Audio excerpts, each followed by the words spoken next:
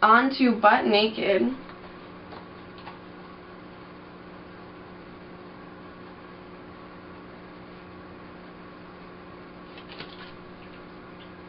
Victoria's description of this one is a very exotic scent. Juicy citrus top notes of mandarin, lemon, and lime with full body base notes of exotic aroma of teakwood. I don't know what teakwood smells like, but I assume it smells kind of woodsy, because that's what I get out of this. Cold, it smells like lemon heads, those candies, because it's very citrusy, but it's not cleaner citrus. Though I can see how some people would think that, because it kind of has a hint of pine, but it definitely has a sweetness to it. I get mostly lemon out of this one, not so much the mandarin and lime, but it is delicious. Actually, you know what? It kind of does smell like wood polish, but the kind of wood polish that smells delicious. And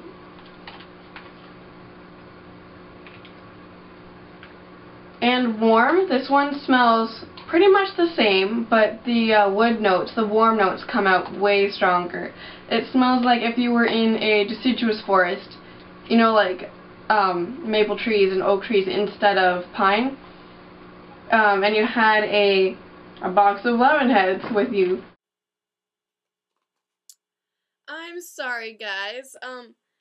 I had to switch to my webcam because my camera is infuriating me right now. It only films at 5-minute increments, and hold on a minute, my computer isn't even plugged in.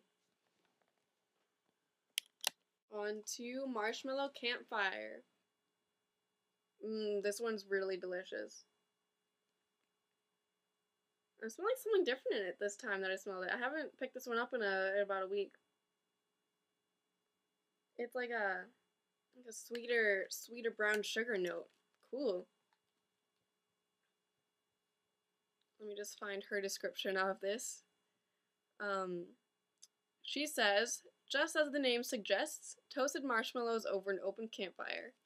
I don't smell campfire, but there is that perfumey note that people keep talking about. I smell a powdery sweet vanilla, like a marshmallow, because you know how marshmallows have that powder outside? That's what it smells like to me. Yeah, that's pretty much it.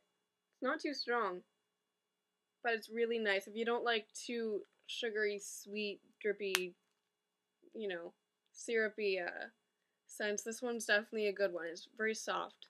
When I warmed this one, there was definitely more of that perfumey note, but it still smells like an edible perfume, like not too strong and musky. It was very light.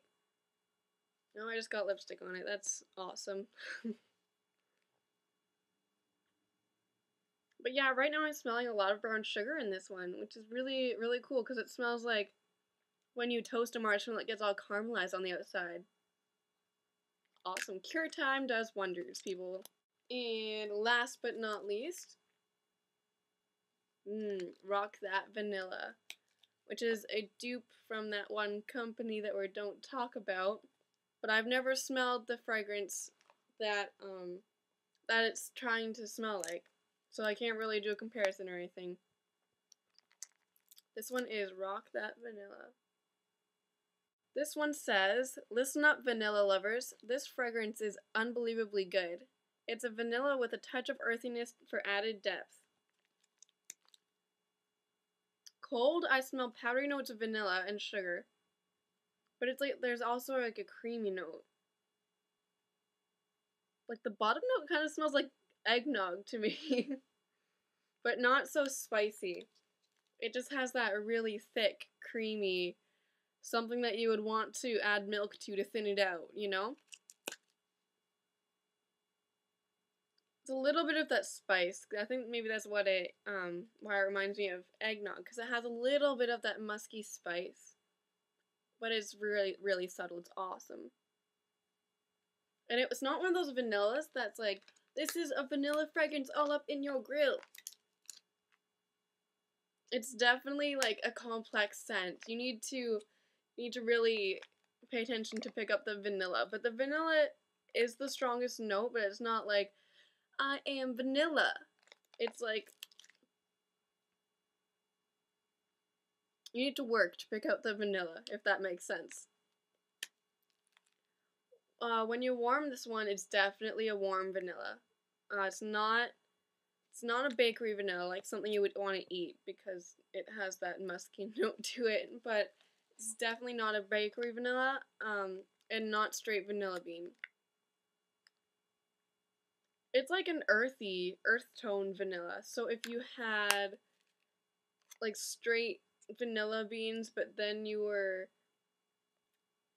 outdoors in a forest in the mud with a glass of eggnog. Awesome description, right? No. But I love this one. There's something zingy in it. I think it's maybe one of the spices that I'm picking up that reminds me of eggnog, but it's definitely something zingy. This one has crazy scent stay power, I guess, because after I turned this one off, I burned it at night, and the next afternoon I could still smell it.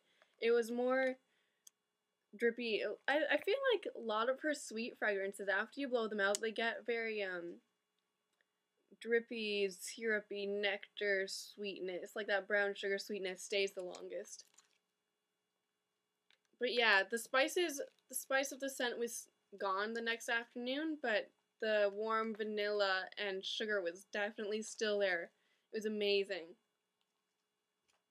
Did I do all that? Yes, I did. And in case that one part, beginning part, gets cut out by my ridiculous camera, here's what my wax looks like after I take it out. It is a disc, comme ça. With these scent shots, I feel like you can get a good 2 to 3 melts out of them. I melt mine for 3 to 4 hours at a time normally, and they still have tons of fragrance left after that like 3 hours. So yeah, definitely a good value because $1.95 and you get, let's see, 3 times. So you do 3 hours for 3 times melting. That's 9 hours of scent. And the scent lingers like crazy. So you're getting a ton, which is awesome. Thank you so much, Victoria, for coming up with your awesome ways to scent these waxes because they are great. They are fantastic. Thanks so much, guys, for watching my first review. There's definitely more to come because I have a ton of scents and I've already gone through and melted a lot of them. So I'm thinking 1 review a week, 5 cents for each review. I think that's good, right? See you guys later. Bye.